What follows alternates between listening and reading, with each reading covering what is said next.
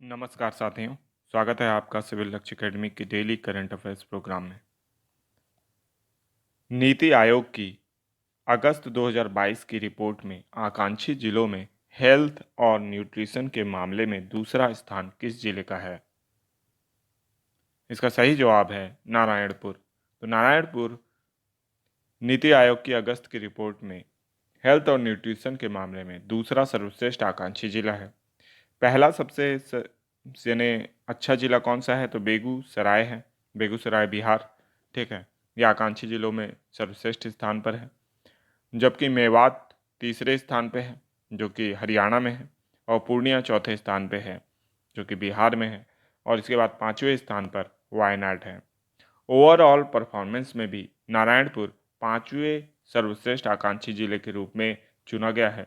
जबकि शिक्षा के क्षेत्र में परफॉर्मेंस इंडेक्स में जो नारायणपुर है उसका चौथा स्थान है। तो इस तरीके से छत्तीसगढ़ से सर्वश्रेष्ठ जो प्रदर्शन किया है आकांक्षी जिलों में, उसमें नारायणपुर है। ठीक है, तो इसको याद रखना है आपको। नेक्स्ट क्वेश्चन है, छत्तीसगढ़ के एनआरआई सेल की पहली बैठक कहाँ आयोजित की गई? तो इसका सही जवाब है रायपुर। तो रायपुर यानी नवा रायपुर में जो गृह विभाग के प्रमुख सचिव हैं मनोज पिंगुआ, उनकी अध्यक्षता में एनआरआई सेल की पहली बैठक आयोजित की गई। इस सेल की स्थापना जो है प्रवासी छत्तीसगढ़ के जो भारतीय नागरिक हैं विदेशों में, उनका छत्तीसगढ़ के विकास में क्या योगदान हो सकता है, छत्तीसगढ़ की जो कला और संस्कृति है उसको देश विदेश तक पहुंचाने में उनके योगदान को सुनिश्चित करने के लिए तथा उनके निवेश को आकर्षित करने के लिए यह सेल बनाया गया है, ताकि जो छत्तीसगढ़ की विकास गाथा है उसमें एनआरआई लोगों को भी यानी शामिल किया जा सके। नेक्स्ट क्वेश्चन है, कौशल्या मातृत्व योजना का प्रारंभ कब से हुआ? तो इसका सही जवाब है 1 जनवरी 2022। द्वितीय संतान पर बालिका की उत्पत्ति होने पर 5,000 रुपये या बालिका का जन्म होने पर 5,000 रुपये की सहायता जो है वो माता के बैंक खाते में दी जाएगी। यह योजना जो है ये 1 जनवरी 2022 से प्रारंभ हो चुकी है। कांकेर जिले में हाल ही में 34 माताएं इस योजना से लाभान्वित हुई हैं, तो इसको याद रखना है। नेक्स्ट क्वेश्चन है, एग्री कार्निवाल 2022 का आयोजन किस विश्वविद्यालय में किया जा रहा है? तो इसका सही जवाब है इंदिरा गांधी कृषि विश्वविद्यालय रायपुर में। तो एग्री कार्निवाल, जिसको कृषि मड़ई के नाम से भी जाना जा रहा है, इसका आयोजन इंदिरा गांधी कृषि विश्वविद्यालय रायपुर में आयोजित किया जा रहा है। अभी ही जो IGKV है यानी इंदिरा गांधी कृषि विश्वविद्यालय, इसका IIM कोलकाता और IIM या IIT कानपुर से MOU हुआ है, ताकि जो कृषि उद्योगों का विकास राज्य में किया जा सके। ठीक है, तो इसको याद रखना है। नेक्स्ट क्वेश्चन है, उड़द का समर्थन मूल्य क्या रखा गया है? तो इसका सही जवाब है 6600 रुपये प्रति क्विंटल। तो उड़द का समर्थन मूल्य 6600 रुपये प्रति क्विंटल रखा गया है, जबकि मूंग का समर्थन मूल्य जो है 7,755 रुपये प्रति क्विंटल रखा गया है। ठीक है, और इसकी खरीदी जो है वो 17 अक्टूबर से शुरू हो गई है और ये 16 दिसंबर 2022 तक चलेगी। तो ये भी आपको याद रखना है।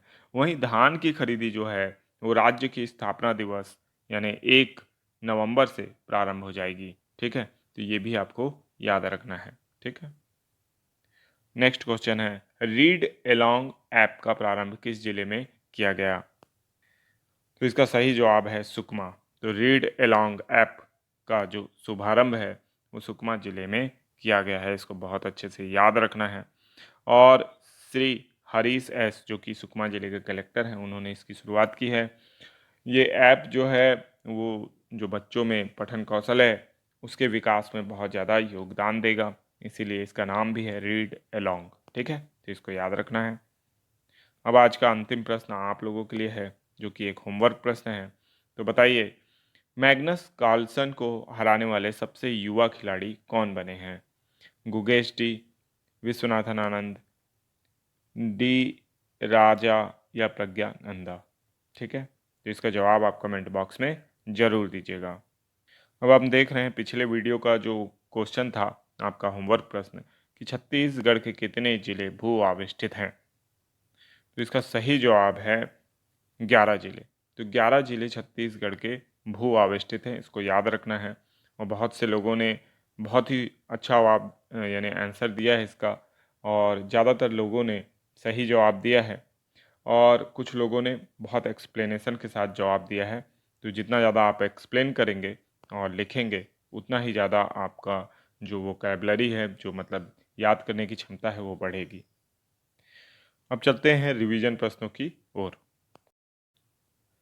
देश में 112 में से कितने मेडिकल कॉलेज छत्तीसगढ़ में खोले जाना प्रस्तावित है? इसका सही जवाब है 4।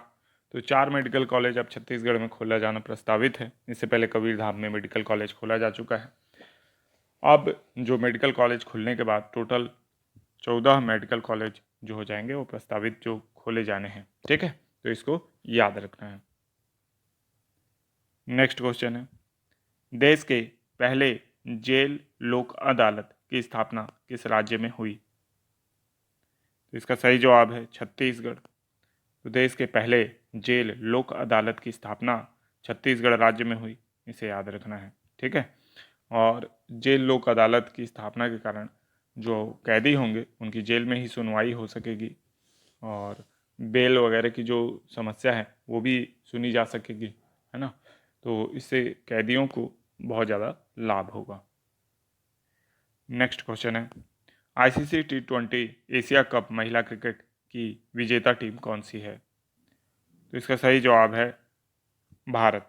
तो Bharat ICC T20 Asia cup महिला क्रिकेट की विजेता रही है। ठीक है, तो इसको याद रखना है आपको। नेक्स्ट क्वेश्चन है, Swami Vivekananda airport solar plant की क्षमता कितनी है? तो इसका सही जवाब है 10,000 यूनिट।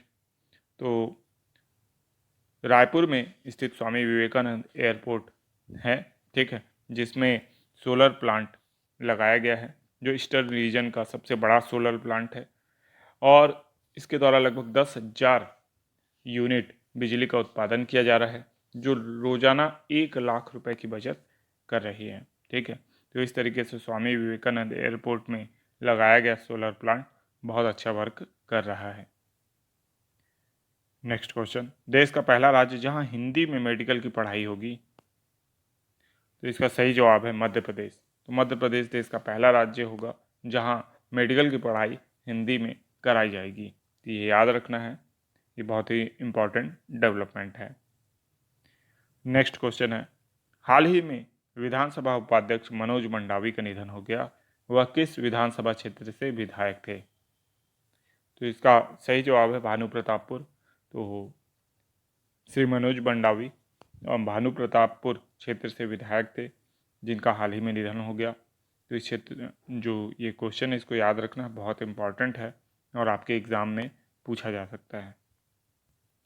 नेक्स्ट क्वेश्चन है, वर्ल्ड ग्रीन सिटी का खिताब हाल ही में किसने जीता है? तो इसका सही जवाब है हैदराबाद। तो हैदराबाद ने वर्ल्ड ग्रीन सिटी का खिताब हाल ही में जीता है। तो इसको याद रखना है, बहुत इंपॉर्टेंट डेवलपमेंट है।